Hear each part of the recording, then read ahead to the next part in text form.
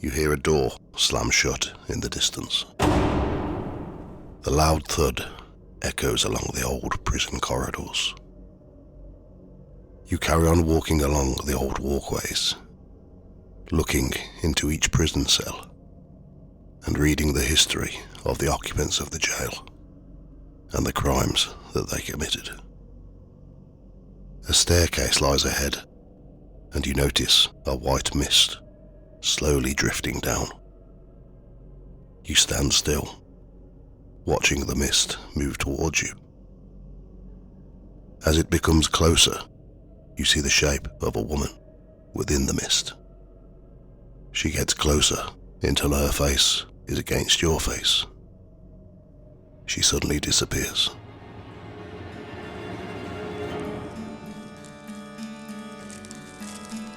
Welcome to Ghost Tales by the Fireside. This episode is about the ghosts of the 1,000-year-old Oxford Castle, which became a prison and is now a tourist attraction.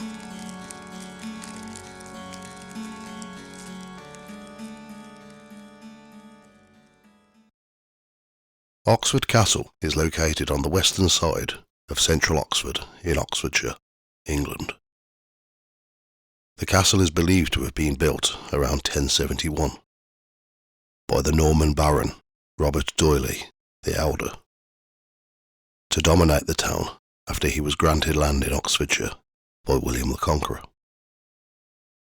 D'Oyley's holdings were mentioned in the Domesday Book of 1086 as 30 acres of meadows and a mill. The castle wasn't mentioned. Only 48 castles were listed in the Domesday Book. It's plausible that between 500 to 600 castles were built by the end of the 11th century. The castle was built towards the west side of the town, using the River Thames as a natural defensive boundary, which was diverted to create a moat. The castle was probably built using the same design that Robert D'Oyley had used for a castle that he'd built in Wallingford, 12 miles away. Eventually, by the end of the 12th century, the wooden keep and the palisade walls were replaced in stone, and a new curtain wall was built onto St. George's Tower, the tallest tower of the castle. St. George's Tower is believed to be of Anglo-Saxon origin and was built as a watchtower.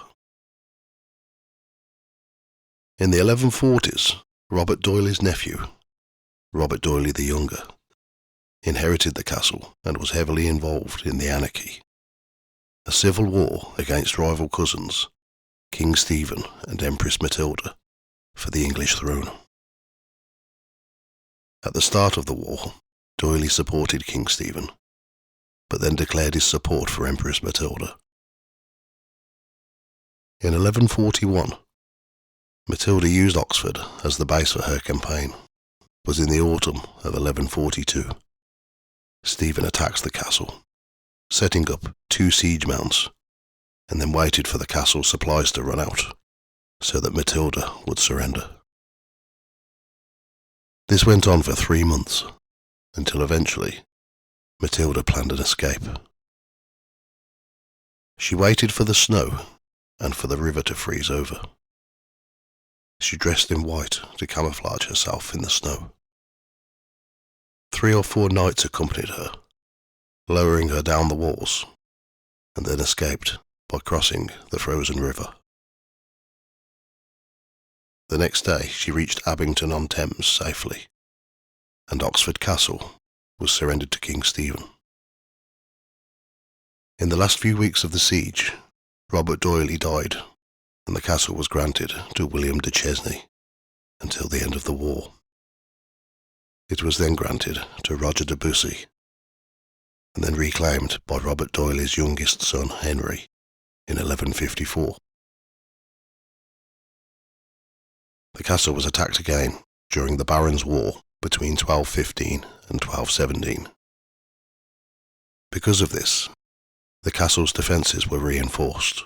The church at the southeast of the castle was demolished, and a loaded barbican was built in its place, and the wooden buildings were replaced in stone. By the mid-14th century, the castle was badly in need of repair, but due to lack of military action, it was left only to make it worse. Henry IV sat in judgment at Oxford Castle on the 13th of January 1400 over the revolt of the Earls, the men who supported his cousin, King Richard II, who was believed to have been starved to death under Henry's instructions. Until 1577, the Oxford Assizes were held at the castle, and it was used as a criminal court and jail. A plague broke out in the year 1577, known as the Black Assize, where the Lord Lieutenant of Oxfordshire, 2 knights, 80 gentlemen, and the entire grand jury all died, including Sir Robert D'Oyley, a descendant of the castle's founder. When the First English Civil War broke out in 1642, the Royalists used Oxford as their main base. In 1646, the Parliamentarians successfully attacked the city under Colonel Richard Ingoldsby, who refortified the castle, demolishing most of the medieval stonework. In 1652, during the Third Civil War, the parliamentary garrison pulled down the defences of the castle in response to Charles II's warning and retreated to the new college, causing much damage in the process. The castle was used as a local prison after the English Civil War, and like many other prisons at that time, profited by charging prisoners for board and lodging. The prison had a gallows where many prisoners were executed, which included the murderer Mary Blandy in 1752. The castle was bought by Oxford County Justices in 1785, who rebuilt the prison, which was completed in 1805. The new governor, Daniel Harris, used the inmates as labourers to conduct early archaeological excavations with the guidance of the antiquarian Edward King.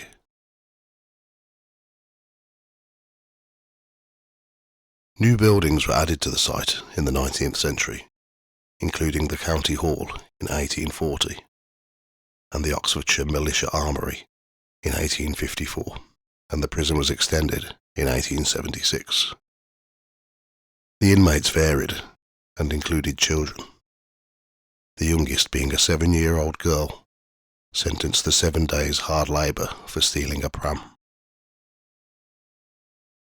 The prison closed in 1996 and reverted to the Oxfordshire County Council, and is now a tourist attraction, which includes a restaurant and a heritage complex, offering guided tours.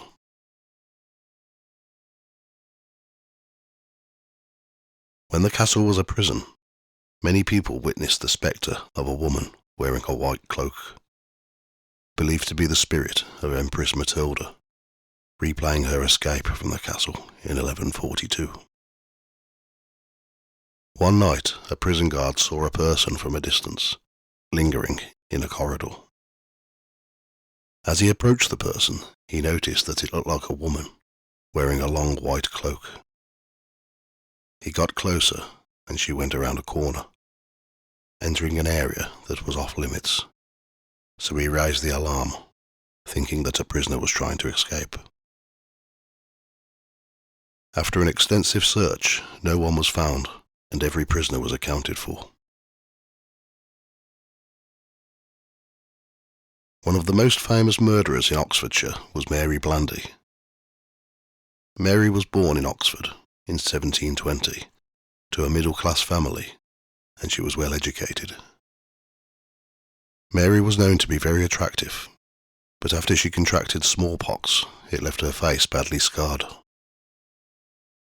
By the time Mary was 26, her father, Francis Blandy, a lawyer, put up a dowry of £10,000, a huge amount of money at this time, for a suitor for Mary. A Scottish army officer and aristocrat, William Henry Cranston, took notice of Mary, and her father thought his plan had worked. After a year of courting, Cranston asked Francis if he could marry his daughter, and Francis agreed, until he found out one thing that had been hidden from him. Cranston was already married with a child in Scotland.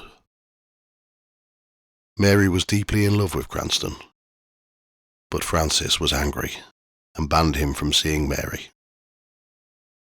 They would secretly meet up, and he told her that he had a plan to deal with her father. He gave Mary a white powder, which he said was a love potion, given to him by a wise woman in Scotland, and that if she mixed it in with his food or a drink, it would cause him to change his mind and like Cranston. Cranston then left for Scotland, with a large amount of money that Mary gave him for his expenses. When he got to Scotland, he sent Mary a supply of the white powder with instructions on how to use it. Mary mixed the powder in her father's tea and in his food. Not long afterwards, Francis became very ill, with stomach cramps and vomiting. Two of the maids who had been eating some of his leftover food also became ill, with the same symptoms. Mary was forced to call for a doctor, as Francis was becoming increasingly ill.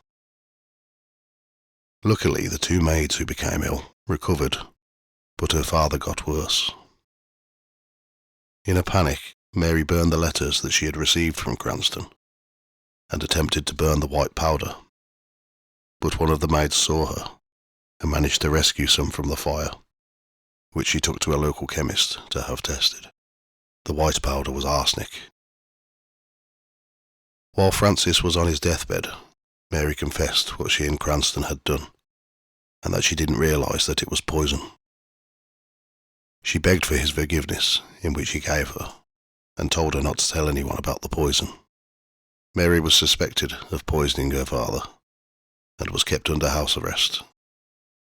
But on the day her father died, she escaped and tried to hide in a local pub. But she was followed by an angry mob, who took her back home and restrained her. She was then transferred to Oxford Jail to await trial. Being of a high social status, Mary was given privileges that other prisoners didn't have, such as hosting tea with friends, even though her ankles were shackled. Mary was convicted of murder by poisoning in March 1752 and was sentenced to death. She had defended herself, saying that she didn't intend to poison her father, and that she believed it to be a simple love potion. But the jury didn't believe her, as one of the servants said that they witnessed Mary stirring the powder into her father's tea. On the 6th of April 1752, Mary Blandy was hanged in the courtyard of Oxford Castle Prison. Mary's ghost has been seen many times around Oxfordshire, including various locations around the castle, and in her family home, Blandy House, which is now a dental practice. People believe that if you talk about the scars on Mary's face, her ghost will react. One day, a tour guide had been telling Mary's story when he mentioned her scars. A door flung open with an aggressive force. Immediately afterwards, the nearby fire doors did the same thing. A group of friends were visiting the castle and prison in 2015 when they reported seeing the ghost of Mary Blandy. As they were talking about her, she stepped out from a doorway, looked at them and stepped back in the room that she came from. When they investigated, the room was empty.